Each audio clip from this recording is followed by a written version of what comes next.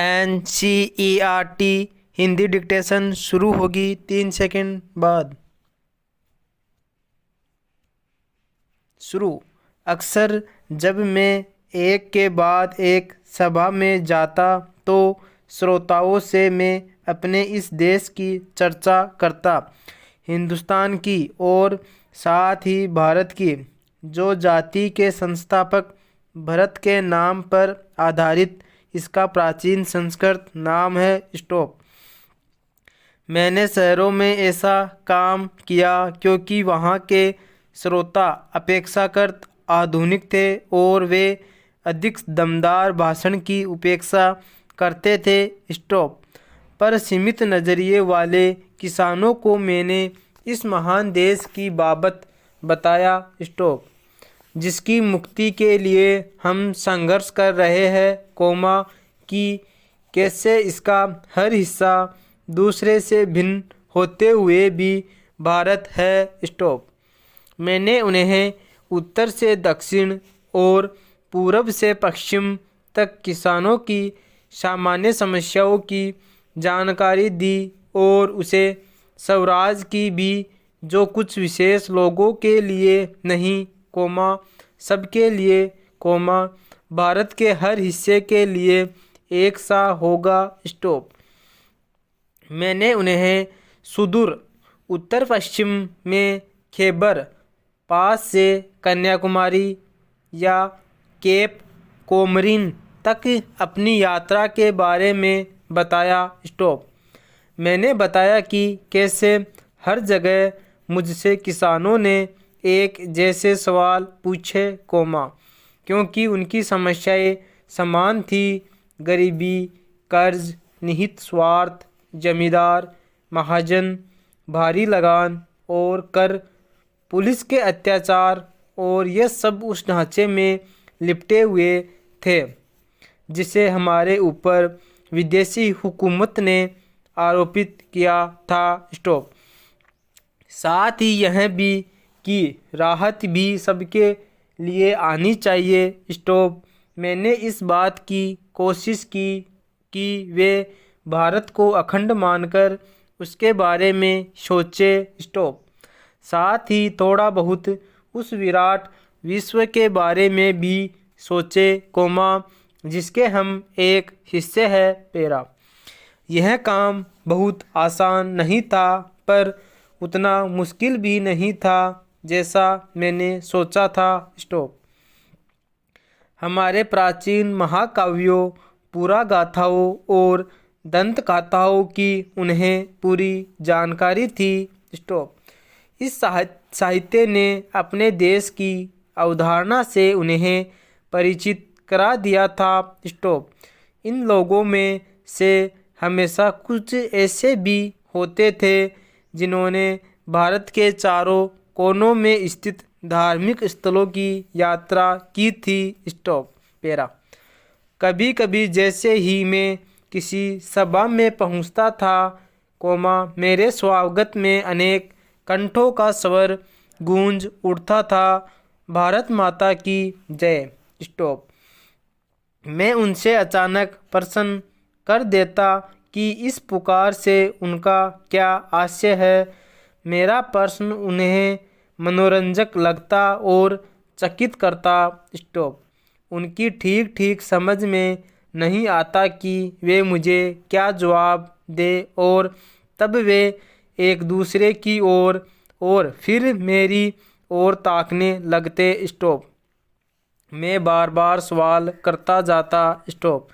आखिर एक हट्टा कट्टा जाट कोमा, जिसका न जाने कितनी पीढ़ियों से मिट्टी से अटूट नाता है कोमा, जवाब में कहता है कि यह भारत माता हमारी धरती है कोमा, भारत की प्यारी मिट्टी स्टॉप। मैं फिर सवाल करता, कौन सी मिट्टी? उनके अपने गांव के टुकड़े की या जिले और राज्य के तमाम टुकड़ों की या फिर पूरे भारत की मिट्टी? प्रश्नोत्तर का यह सिलसिला जब तक चलता रहता जब तक वे प्रयत्न करते रहते और आखिर में कहते कि भारत वह सब कुछ तो है ही जो उन्होंने सोच रखा है, इसके अलावा भी बहुत कुछ है। स्टॉप। भारत के पहाड़ और नदियाँ, जंगल और फैले हुए खेत जो हमारे लिए खाना मुहैया करते हैं, सब हमें प्रिय है। स्टॉप। लेकिन जिस चीज़ का सबसे अधिक महत्व है वह है भारत की जनता। स्टॉप। उनके और मेरे जैसे तमाम लोग। स्टॉप।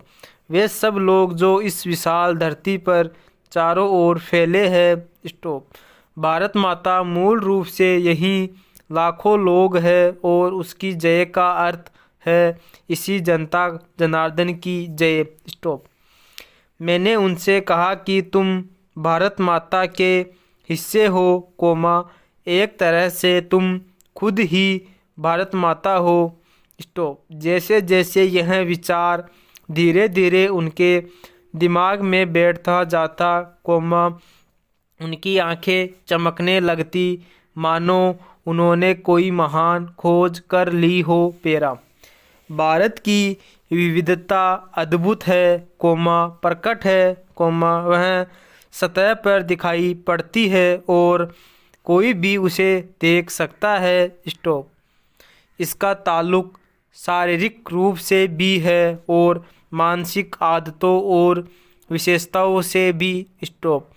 बाहर से देखने पर उत्तर पश्चिमी इलाके के पठान और सुदूर दक्षिण के वासी तमिल में बहुत कम समानता है। स्टॉप। उनकी नस्लें भिन्न है, हालांकि उनके भीतर कुछ समान सूत्र हो सकते हैं। स्टॉप। वे चेहरे और शरीर गठन में, खाने और पहनावे में और भाषा में एक दूसरे से भिन्न होते हैं। स्टॉप। उत्तर पश्चिमी सीमांत प्रदेश में मध्य एशिया की गमक तो है ही, वहाँ के बहुत से रीति रिवाज जैसे कश्मीर के भी, हिमालय के उस पार के देशों की याद दिलाते हैं। स्टॉप। पठानों के लोक प्रचलित नृत्य रूसी कोजक नृत्य शैली से मिलते हैं। स्टॉप।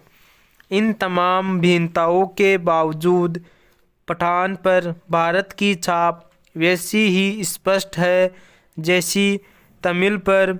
स्टॉप।